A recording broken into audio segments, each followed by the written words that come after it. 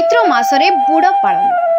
गंजाम जिला आसिकाठारे ऋषिकुल्या और बड़ नदीर पवित्र संगम स्थल उत्तर बांकरे प्रति वर्ष चैत्र मासरे जे बुड़ पालन कराए ताहाको कुहाଯାଏ चैत्र बुड़ पालन। लोकों विश्वास एही बुड़ स्थल पितृपुरुषों अस्थि विसर्जन कले सेमानक आत्मार सद्गति होता है। चलित वर्ष एही बुड़ शनिवार पड़िथिबारु एहा अधिक गुरुत्व, तेणु आज हजार हजार भक्तों सुଅ छुटी बुड़ स्थल को।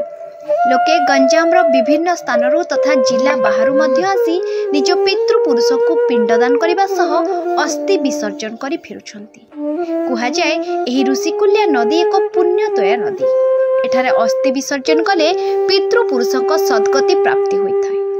सेथिपाई प्रतिवर्ष एठाकु लक्षाधिक लोकों सुଅ छुटी थाए।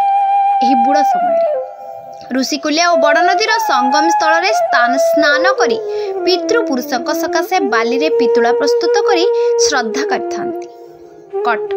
श्राद्ध करिथांती। परे समस्त रीतिनीति अनुसार अस्थि विसर्जन करी बुढ़ तोटारे भोजी करी फेरती। गंजाम रु रजनीकांत पात्रଙ୍କ रिपोर्ट, ओडिया न्यूज 5।